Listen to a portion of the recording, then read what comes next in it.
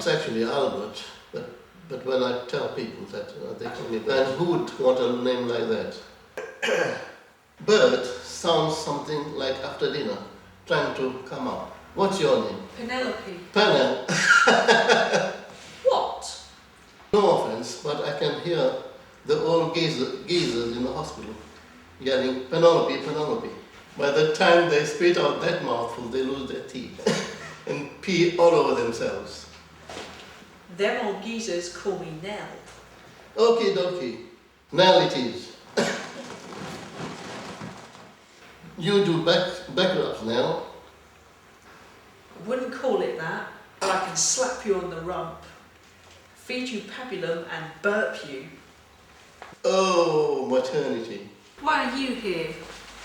Just got tired having to run all the way to the job. So they fixed me up with this little plastic bag.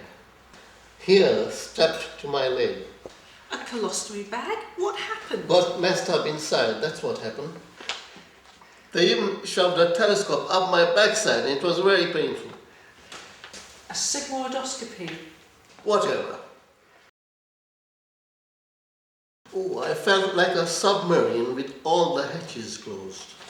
But I guess I'm lucky.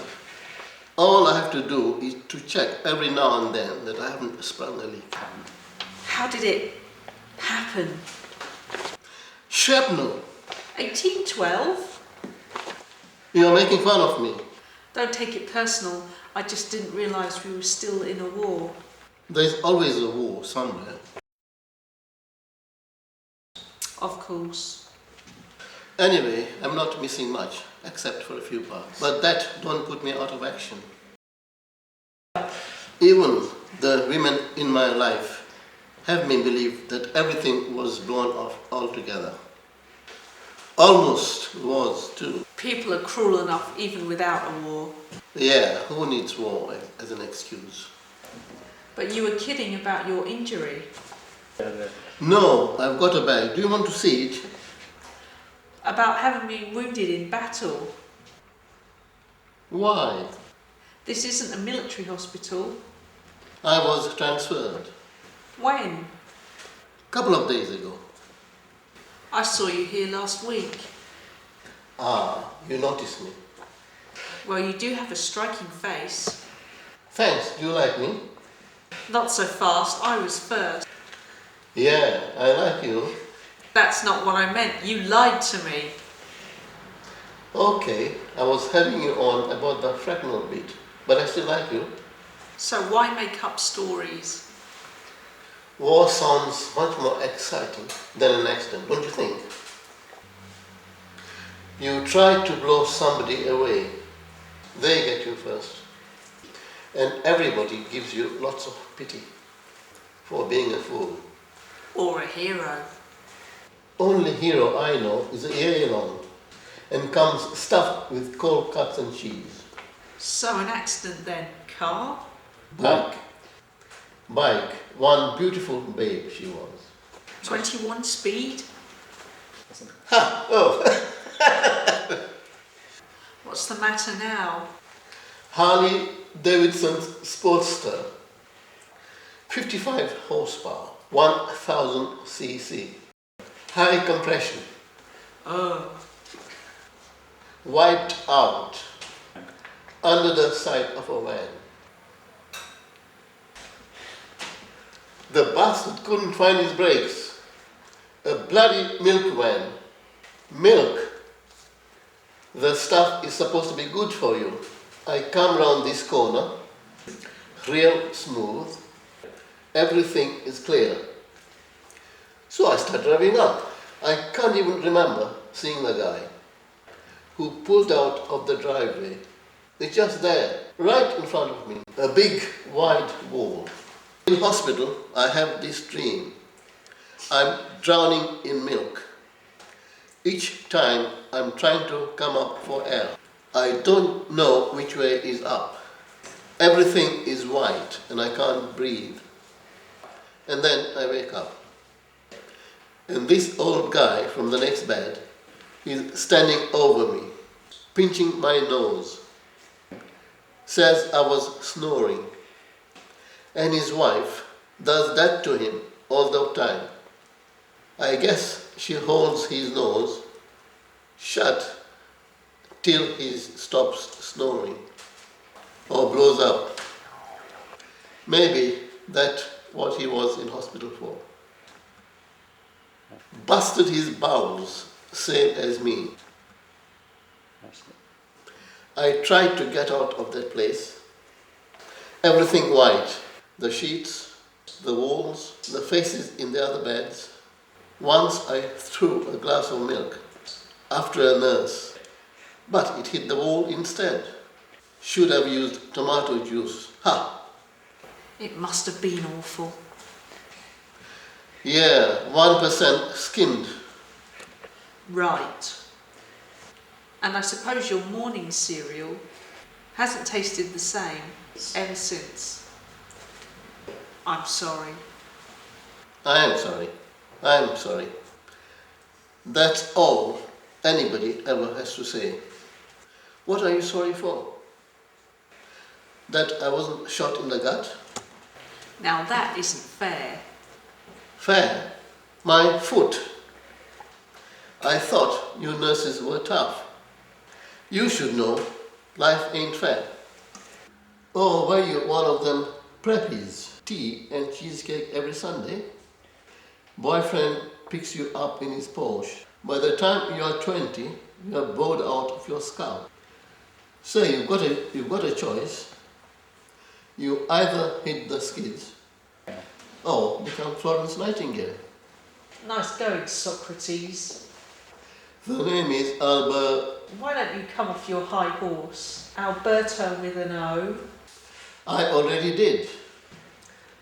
Out of the saddle and on the asphalt, ass first. You really feel sorry for yourself, don't you?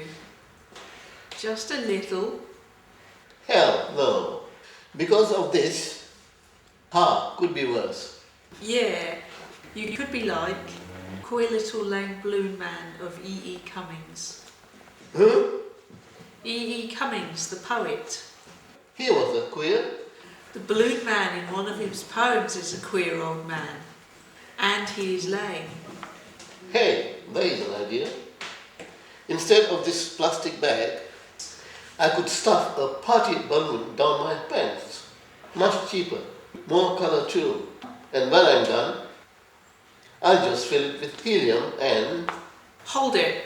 Up there, sooner or later, it'll burst. And then, yuck, you're weird. Yeah, but not lame or queer.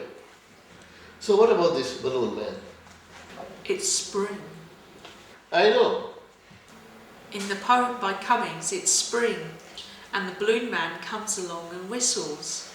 You can hear him from far off, and you and Eddie Bill stop playing marbles, and Betty and Isabel stop jumping rope, and hopscotch, and you all come running. And nothing. come on, That's it, that's where the poem ends. you are kidding. If you use your imagination, you can see it in your mind, and hear and feel, when the world is mud luscious and puddle wonderful. Yeah, mud puddles. You just have to read a poem like that to appreciate it. And you need to listen from deep inside of you. Poets are crazy. Everything has to rhyme. Not true. Name one who don't. Nuts. Not him again. Anyway, in my days, the poems rhymed. He wrote that one, let's see, in 1923.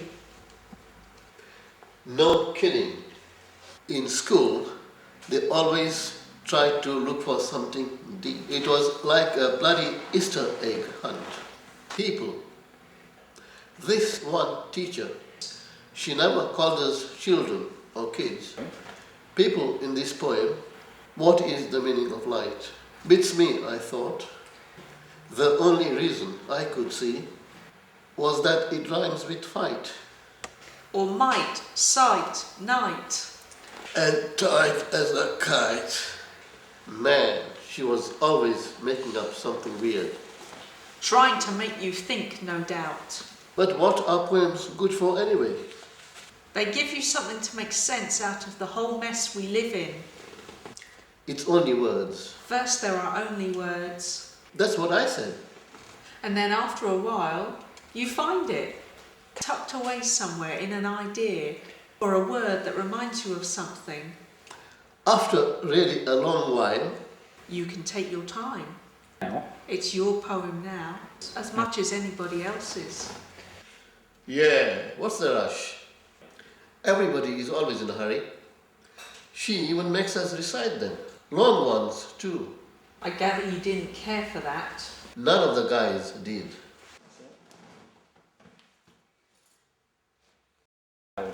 I wandered lonely as a cloud that floats on high o'er vales and hills, when all at once I saw a crowd, a host of golden daffodils.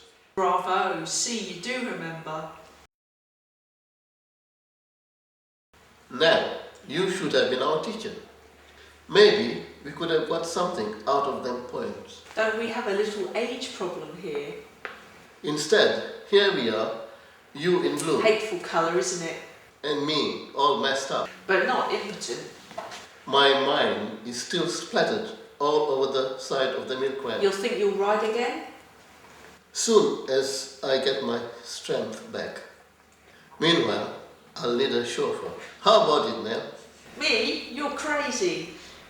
I'll hang on like crazy. And when the wind tickles my plastic friend here, I'll keep giggling in your ear. Faster, Nell! Faster! Maybe it'd be safer for both of us if we stuck you in a sidecar. Yeah! With cheesecake and tea, Great. reading a book of poetry.